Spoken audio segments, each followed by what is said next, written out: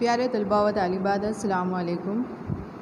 इससे पहले की पीरियड में हमने एसएस में चौथा सबक शुरू किया था भारत की कौमी तहरीकें, जिसमें हमने 1857 का गदर, स्वदेशी और बाईकाट तहरीक और मुस्लिम लीग के बारे में पढ़ा था।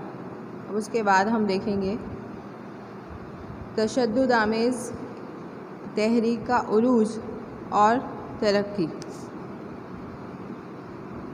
तो भारत में इनकलाबी तहरीक शुरू करने का आगाज़ सबसे पहले वासुदेव फड़के ने किया था।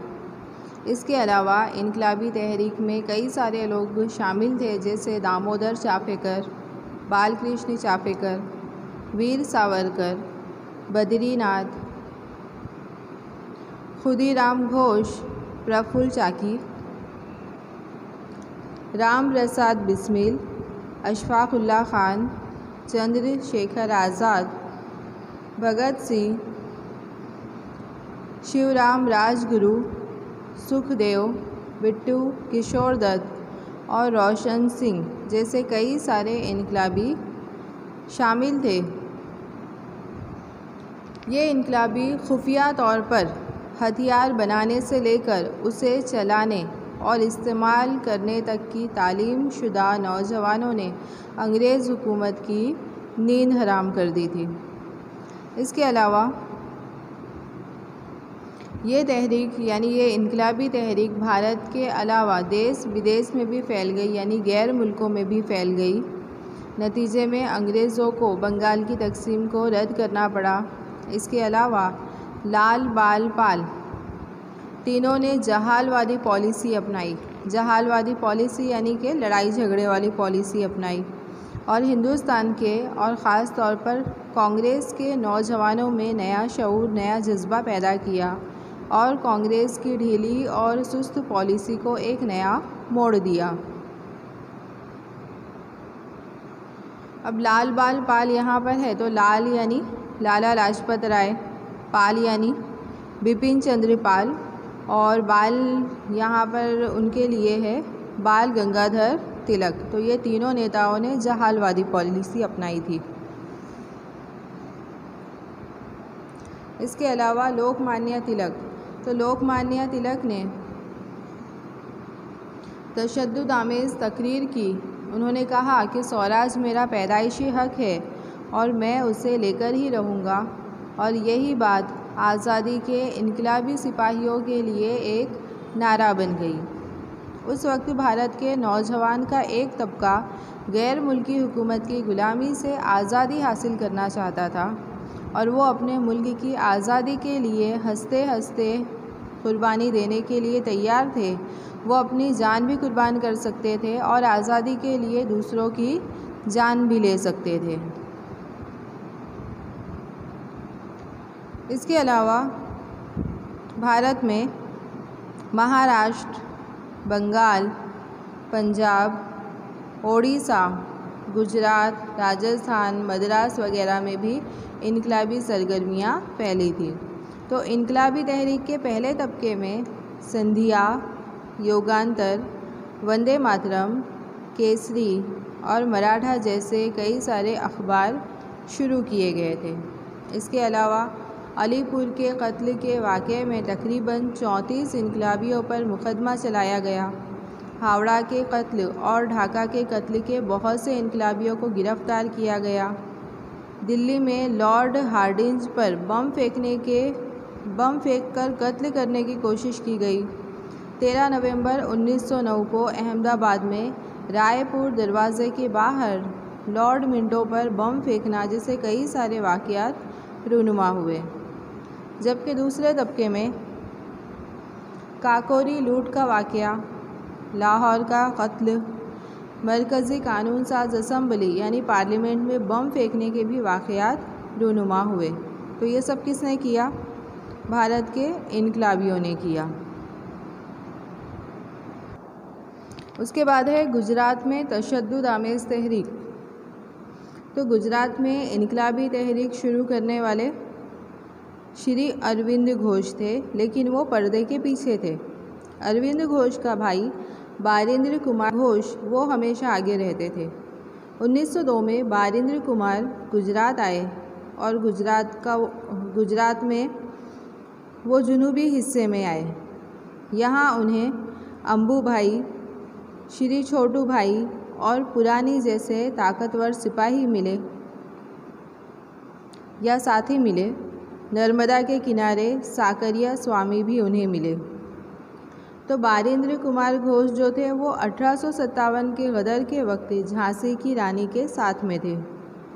बारिंद्र कुमार वडोदरा, चरोतर का इलाका, खेड़ा, अहमदाबाद, मेहसाना वगैरह इलाकों में वस्ती तबके के नौजवानों को इनकलाब का चस्का लगा गए। उसी सिलसिले में अहमदाबाद में रायपुर दरवाजे के बाहर वाइसराय मिंटो की बग्घी पर बम फेंकने का वाक़या भी पेश आया। तो श्री अरविंद कुमार घोष ने भवानी मंदिर नामी किताब में इनकलाब का मंसूबा लिखा था और गुजराती ज़बान में इस किताब का तर्जुमा भी हुआ। इसके अलावा इनकलाब के मंसूबे का ख़याल फैलाने के लिए देसी बनस्पति की दवाएं, नहाने का साबुन बनाने का तरीक़ा, कसरत, गुलाब-ए-नौ वगैरह उन्वानात वाली कई किताबें शाये की गई ताकि अंग्रेज़ों को पता ना चल सके कि इन किताबों में बम बनाने का तरीक़ा भी दर्ज है। इसके अलावा चांदोद करनाली के पास गंगानाथ विद्यालय कायम किया गया, जिसमें खुफिया तौर पर इनकलाबी सरगर्मियाँ होती थी और गुजरात के कई नौजवान इस इनकलाबी सरगर्मी में शामिल हुए थे।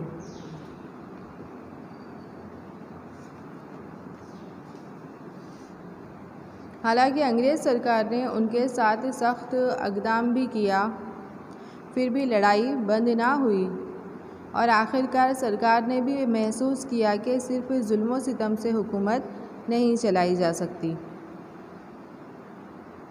उसके बाद देखेंगे गैर मुल्कों में इनकलाबी तहरीक।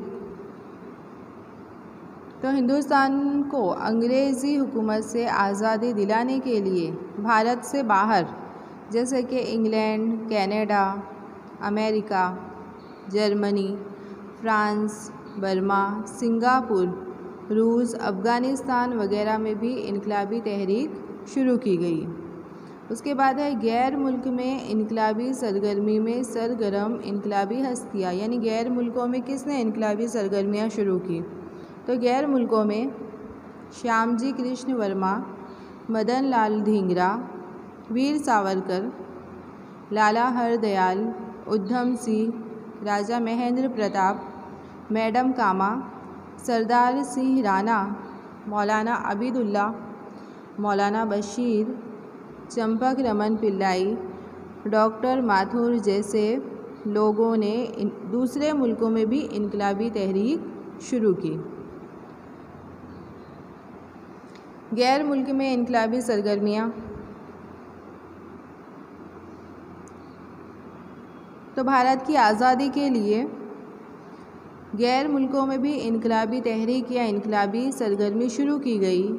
इंग्लैंड से खुफिया तौर पर भटियारे के बिस्तर में पिस्तौल और हथियार भारत में भेजे जाते थे। इनकलाबियों पर तनकीद करने वाले विलियम वाडली को मदन लाल धिंगरा ने कत्ल किया। 1907 में अमेरिका के कैलिफोर्निया में इंडियन इंडिपेंडेंस लीग नामी एक अदारा कायम किया गया। बाद में लाला हरदयाल ने उसे गदर पार्टी का नाम दिया।